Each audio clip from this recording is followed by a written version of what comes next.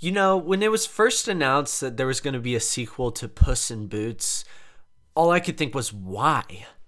The first film wasn't bad by any means. No, I actually really enjoyed that one. But it never seemed like it needed a sequel. And 11 years later, that hasn't changed.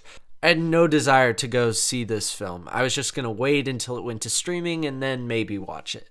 But then the trailers dropped, and I was like, maybe. And then great reviews started to drop, and I started to see edits all over TikTok. And then I had to go see what the hype was all about. And I'm glad I did, because this movie is phenomenal. Oh my gosh, it is incredible. The plot to this film is simple enough. Puss has 9 lives and is finally on his last life. After facing death himself, Puss decides to retire, to live out the rest of his days in a cat nursery home until he hears of a star that grants one final wish and decides to go on a journey to find that wish and to get his lives back. Along the way, he meets old friends from the first movie, really just Kitty Softpaws, and makes new enemies also trying to get the wish. It's simple, and I like that. It's not complicated to follow along with, and it's both an enjoyable premise for both children and adults. But the plot isn't what makes the film shine. It's the characters. They're all awesome. Puss is so freaking cool. I don't usually like boastful characters who are super full of themselves, but there's something about Puss that you just can't help but love him. Maybe it's the eyes, maybe it's Antonio Banderas' performance, maybe it's just a cat in boots. I don't know, but I love Puss in Boots. And I especially enjoyed the arc that they wrote for him in this film. Seeing him get humbled in the very beginning and having to face his own mortality was really deep and something I wasn't really expecting from a kids movie. A common theme throughout my experience watching this film. Puss is great. He's a great lead character. Just seeing him develop is really fun to watch. Kitty Softpaws is pretty much the same from the first movie, so I'm not going to talk about her much here. She's great, though. Her and Puss's relationship, I think, was pretty great. It wasn't the strongest at sometimes. Sometimes it did feel kind of forced, but their chemistry together makes up for it. So I was a fan of that. Now, a character I was really cautious about was Pero, the dog. When I first saw Pero in the trailers, I thought he was just going to be the super annoying character that they just throw in for some poorly written comic relief. However, I am super pleased to say that that was not the case, and Pero was actually one of my favorite characters within the movie. Not only does he deliver some of the funniest moments in the film, but also some of the most heartfelt. This is just a super sweet character. At the beginning, I really did think he was going to be the annoying character that for some reason they decided to put in. But the guy is just so sweet. Oh my gosh. You just can't help but love him. I love the fact that he wanted to be a therapy dog.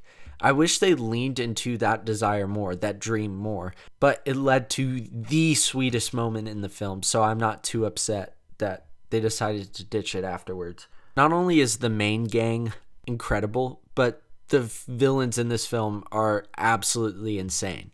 Let's start out with Death, because I can't wait anymore.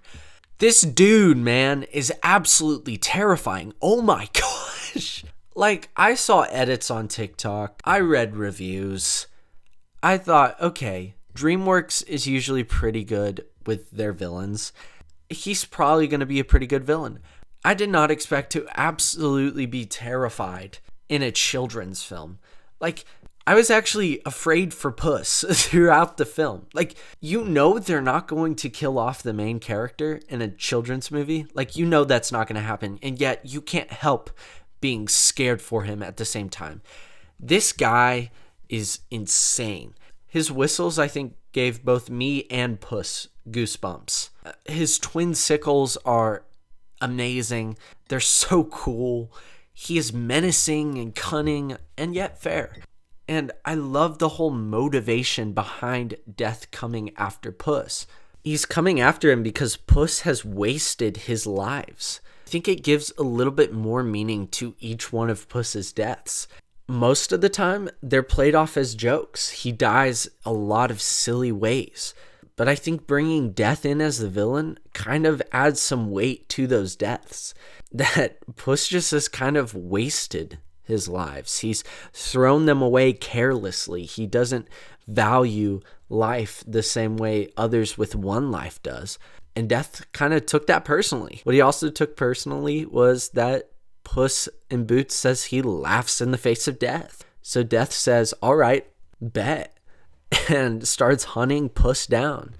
He decides that it's better to just kill Puss before he can waste this last life, which I just think is super deep. And again, as I'll say a lot more in this film, not something I was expecting from a children's film. Not only is this villain great in his design and in his story, but also in how he both makes Puss and, quite frankly, the audience think about our own mortality and the inevitability of death. Death has quickly become one of my favorite villains in recent movie memory. And Marvel, if you're watching this or have watched this film, I hope you're taking notes. Like Spider-Man 3, there is more than one villain. But unlike Spider-Man 3, this film manages them very well. Goldilocks and the Three Bears were great. They're a little crime family trying to find the last wish for Goldilocks. It's sweet, and I love their chemistry together, and it was quite fun to watch, and they made for pretty good opponents to Puss and his friends. Also in the mix is Big Jack Horner, played by none other than John Mulaney. I had no idea this character was in the movie till I saw it, but I really liked him. John Mulaney's voice fits surprisingly well, and he also has some pretty funny moments, as you would expect from someone John Mulaney's playing. Going into the film, I was a bit uncertain with how I felt about the change to the animation style. Both the Shrek films and the first Puss in Boots movie all followed the same sort of animation look. Yet The Last Wish goes in a completely different direction with its animation. At first, I thought this meant that it was set in some sort of different universe, or that it had no ties to the films before it. But it is in the same universe, and it is a direct sequel to Puss in Boots. And after watching it, I have to say I really fell in love with the animation style and loved the choice to go in this new direction. I think it allows for cooler set pieces, and action sequences look twice as fun to watch with this new style. I also really believe that Death is so menacing in part to this animation change. I loved it. I loved it all. It was fantastic. And I'm also pleased with the movie's references to the Shrek movies. They were cool little Easter eggs throughout the film that I really enjoyed picking up on. I felt like the first film didn't feel as connected to the Shrek films. This film feels really attached to that world, and I liked that. I liked that decision. The thing, though, I probably loved most about this film was its emphasis on family. It felt like a classic family film, not preachy throughout, no underlying messages or agenda, but just heartfelt family fun. I even loved the little message of adoption. I thought that was great and something we don't see a lot in films these days. And I love movies that I can watch with everyone in the family. That's just as entertaining to the adults as it is the kids. This movie's not perfect, though. There's a little map MacGuffin throughout the film that all the characters are trying to get so that they can find the wish. It's actually a really cool object, and I liked how they used it within the film. It changes the path to get to the star based on who's holding the map, which I thought was a really cool idea. However, they never really explain its origin or why it's necessary to make the wish at the end. You have to have this map to make the wish. It's not a huge deal, but it kind of bugged me throughout the film. I was like, why do they need this map so badly? I think if they just spent a little bit more time, maybe a minute longer in the prologue sequence or something to explain it, it just would have made more sense. It would have made it better. I don't know. It kind of bugged me. Overall, I'm absolutely shocked to say that I loved this film. It has strong, deep, and yet simple messages throughout that, again, you probably wouldn't expect from a kid's film. The characters are well written and extremely likable, and the film is paced really well, and clocking in at just an hour 40 minutes, it's the perfect length. The hype is real, and Puss in Boots: The Last Wish is a great time for all ages. So keep the TikTok edits coming, keep the hype train up. It's definitely deserving of it. But that's about it for me. Let me know down in the comment section below what you thought of the film.